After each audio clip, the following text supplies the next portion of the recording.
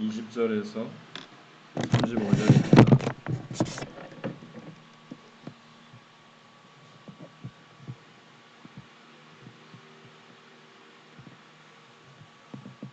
봉독해드리겠습니다.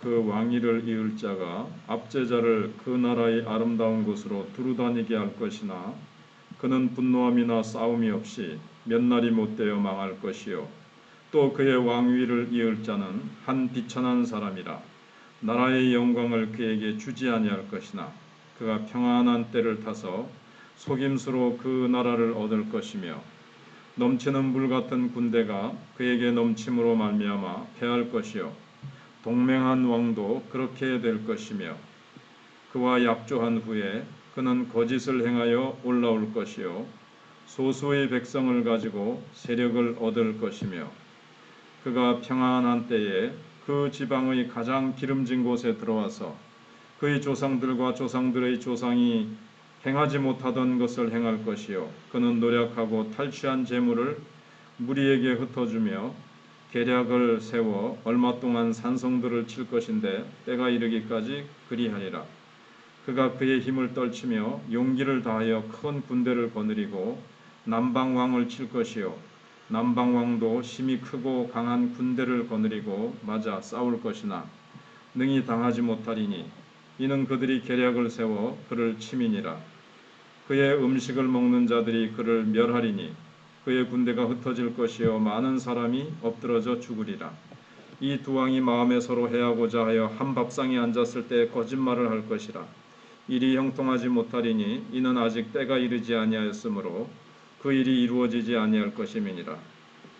북방왕은 많은 재물을 가지고 본국으로 돌아가리니 그는 마음으로 언약을 거스르며 자기 마음대로 행하고 본토로 돌아갈 것이며 작정된 기한에 그가 다시 나와서 남방에 이를 것이나 이번이 그 저번만 못하리니 이는 기띔의 배들이 이르러 그를 칠 것임이라. 그가 낙심하고 돌아가면서 맺은 언약에 분노하였고 자기 땅에 돌아가서는 맺은 언약을 배반하는 자들을 살필 것이며 군대는 그의 편에 서서 성소 곧 견고한 곳을 더럽히며 매일 드리는 제사를 폐하며 멸망하게 하는 가증한 것을 세울 것이며 그가 또 언약을 배반하고 악행하는 자를 속임수로 타락시킬 것이나 오직 자기의 하나님을 아는 백성은 강하여 용맹을 떨치리라. 백성 중에 지혜로운 자들이 많은 사람을 가르칠 것이나 그들이 칼날과 불꽃과 사로잡힘과 약탈을 당하여 여러 날 동안 몰락하리라.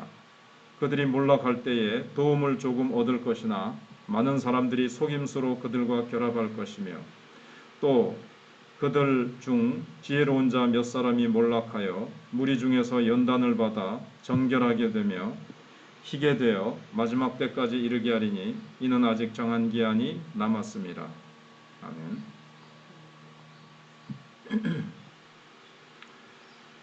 오늘 주제는 세상의 길을 거절하고 믿음의 길을 선택하는 그리스도인이 되어야 한다는 내용입니다. 세상에는 두 가지 길이 있죠. 시편 1편에도 복 있는 사람의 길이 있고 그게 의인의 길이고 그 다음에 악인의 길이 있습니다. 세상 사람들은 길이 천갈래 만갈래 있다고 생각하지만 하나님 편에서 보면 두 가지 길밖에 없습니다. 믿음의 길이냐 세상의 길이냐 두 가지밖에 없습니다. 우리가 걷는 믿음의 여정에도 두 갈래 길이 있습니다. 세상의 길, 믿음의 길. 다니엘은 환상을 통해서 왕들이 걸어가는 이 세상의 길을 보게 됩니다. 동시에 지혜로운 자들이 걸어가는 믿음의 길. 오늘 본문에 지혜로운 자들이 많은 사람들을 가르칠 것이며 나오지 않습니까? 그래서 지혜자의 길, 이게 이제 믿음의 길이죠. 보이지 않지만 하나님과 하나님 나라를 바라보고 걸어가는 길이 있고 눈에 보이는 세상을 따라서 걸어가는 왕들의 길, 세상 길, 이 두 가지가 있을 뿐입니다. 오늘 보면 이제 뭐 왕들이 남방왕과 북방왕이 치고 이제 이런 내용들이 나오는데 사실 그 왕들 이름이 역사 속으로 다 실제로 있고 이 내용이 영화로도 나오고 하죠. 클레오파트라를 중심도 나오고 그 왕들이 이제 있고 실제로 있었던 그 사건들, 우리 편에서 보면 지나간 이제 사건들인데, 중요한 것은 새벽에 그걸 다 일일이 해설할 수는 없고, 세상의 길은 여기 보면 거짓과 속임수가 난무한 길이라는 겁니다. 언약을 맺었다가 언약을 막 파기하고 서로 술수를 써서 죽이고 빼앗고 정복하고 이제 그런 내용들이 쭉 나옵니다. 반복되어 나오는 내용이 21절, 32절, 34절에 보면 속임수입니다. 그리고 23절, 27절에 보면 거짓, 그 다음에 24절, 25절에 보면 계략, 30절, 32절에 보면 배반. 이 세상은 그렇습니다. 정치, 뭐 외교, 나라와 나라 사이에 전부 다 그렇습니다. 이게 이제 세상길이죠. 세상이 가는 세상의 길, 길이란 말은 그런 어떤 방법, 그런 스타일, 뭐 이런 것들이죠. 세상의 길은 속임수고 거짓이고 계략과 배반으로 포장되어 온 넓은 길입니다. 왜냐하면 사단이 그 배후에서 역사하기 때문에 사단의 속성을 따라서 거짓의 아비인 사단의 이끌림을 받고 사단이 배후에서 조정하기 때문에 속임수, 거짓, 계략, 어제 배운 대로 오후에 생각한 대로 관계 이런 것들로 가득합니다. 하나님을 따르지 않으면 결국 사단에게 속아서 살아가는 거거든요. 그래서 이제 반면에 믿음의 길은 언약을 지키는 길입니다. 하나님의 언약을 붙들고 하나님의 언약대로 살아가는 거죠. 순간적으로 손해를 보아도 때로는 극한 경우에 목숨을 담보로 해야 될 핍박의 순간에도 나와 하나님 사이에, 나와 이웃 사이에 맺은 언약을 지키는 길입니다.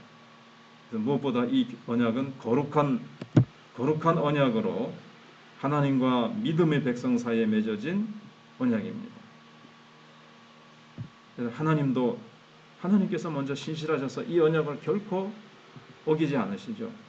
우리는 신실하지 못해도 하나님은 신실하셔서 반드시 이 언약을 지키시는데 하나님의 백성인 우리들도 이 언약을 파괴하지 않습니다. 이 세상 왕들은 어떻습니까? 언약을 밥 먹듯이 파괴시키려고 하죠. 그런데 지혜로운 자들은 용기를 내어 그 언약을 끝까지 지킨다고 32절 3절에 나옵니다. 하나님을 의지해서 용기를 내고 힘을 얻어서 이 어려운 세상 가운데서도 세상 왕들과 대항해서 세상이 감당치 못하는 믿음으로 이 언약을 끝까지 지킵니다. 그야말로 목에 칼이 들어와도 끝까지 언약을 지키는 거죠. 오늘 우리는 이 거짓과 속임수로 포장된 넓은 길을 걷고 있습니까? 아니면 고난이 있지만 말씀의 절대 기준을 타협하지 않는 믿음의 좁은 길을 걸어가고 있는가? 이 말씀 앞에서 우리가 우리 자신을 돌아봐야 되겠습니다. 그리고 세상의 길은 권력을 추구하는 길입니다. 왕들과 왕위를 노리는 자들이 계략을 꾸미고 속이고 동맹을 맺고 전쟁을 하는 이유는 세력을 얻고 그 세력을 유지하기 위해서 그렇습니다. 더 큰 세력을 얻기 위해서 북방왕이 남방왕과 싸웁니다. 25절에 보시면 남방왕 역시 자신의 세력을 지키려고 기띔과 동맹을 맺습니다. 30절에. 그래서 마침내 북방왕은 이제 전쟁을 끝내고 돌아오는 길에 성전을 더럽힙니다. 나는 창조주 하나님보다도 더 큰 권력을 가진 자다. 그거를 증명하기 위해서 막 성소를 더럽히고 서지 못할 곳에 멸망에 가증한 것을 세운다. 예수님이 예언하셨죠. 다니엘에 말한 바 멸망에 가증한 것이 서지 못할 곳에 선 것을 보거든 너희는 산으로 도망하라. 지붕에 있는 자는 뭐 겉옷을 가지러 집 안에 들어가지 말라고 할 정도로 그런 말씀을 하셨지 않습니까? 그래서 그것은 이제 AD 70년에 이제 로마군이 쳐들어와서 실제로 예루살렘을 둘러싸고 그 다음에 성전을 다 허물고 그런 일들이 이제 실제로 이제 일어나죠. 그런데 많은 성경학자들이 그와 같은 형태의 어떤 사건이 마지막에 규모는 더 크고 전 세계적으로 우주적으로 그런 일들이 적그리 쏘가 나타나서 그런 일들이 일어날 것이다. 그렇게 이제 보고 있습니다. 그래서 지금 자신의 권력을 확대하고자 하는 것은 이 정치인들의 욕망은 아닙니다. 지금도 푸틴이 우크라이나를 삼키고 거기에 좋은 땅과 좋은 자원들을 뺏으려고 이렇게 하는 게 이제 세상이죠. 근데 이제 정치가만 그러냐? 우리 개인도 자신의 영향력을 확대를 하려고 합니다. 때로는 약속도 그냥 버리고 서로 신뢰했던 것도 자기 유익을 위해서라면 짓밟아 버리고 최소한의 양심마저 버리고 내 자신의 어떤 유익과 영향력을 유지하려고 하는 그런 모습들이 있습니다. 크면 정치가들은 크게 해먹는 거고 일반 사람들은 그냥 작게 자기의 삶 속에서 그렇게 해먹는 거죠. 근데 이런 세상의 길과는 반대로 이제 믿음의 길은 정결함입니다. 거룩함의 목표를 둡니다. 거룩한 언약을 붙드는 이 지혜로운 자들은 세상의 권력자들로 인해 고난을 당하게 될 겁니다. 우리 코로나 때 잠깐 맛을 봤지 않습니까? 어떻게? 그러나 앞으로 진짜 더 큰 적그리스도, 소위 온 세계를 지배하는 세계 정부 이런 얘기도 합니다만은 실제로 데살로니가 후서 1장에 나타나는 아직 나타나지 않은 그 적그리스도, 마지막 적그리스도, 자기가 신이라고 하면서 성전에서 아마 자기가 신이라고 하면서 온 세계를 지배하고 핍박할 이 적그리스도가 나타나게 될 것입니다. 그렇게들 이제 보죠. 실제로 데살로니가후서 1장에 나타나니까요.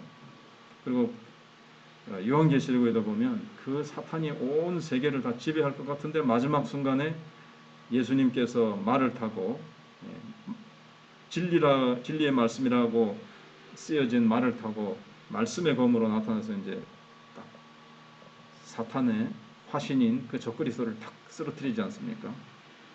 그런데 이 이제 고난을 오히려 자신을 연단시키는 정결한 도구로 여길 것이라고 35절에 되어 있습니다. 저는 거짓과 속임수의 세상에서 하나님 왜 이런 것들을 놔두시는가? 왜 허락하시는가?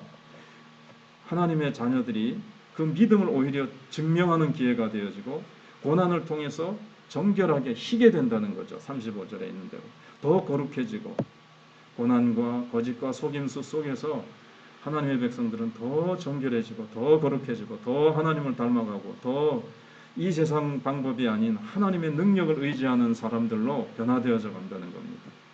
그래서 우리는 다니엘의 이 환상을 보면서 묵상하면서 묵지 않을 수 없는 게 혹시 나도 주님을 믿는다고 하면서 어떤 살살살살 이렇게 속임수나 거짓이나 이렇게 거룩하지 않은 방법이나 이런 것으로 가지고 내가 살아가고 있지 않는지, 정말 나는 세상에 그 무엇을 취하는 것이 아니라 나의 진정한 목표는 거룩함인 하나님, 내가 거룩하니 너희도 거룩할지어다.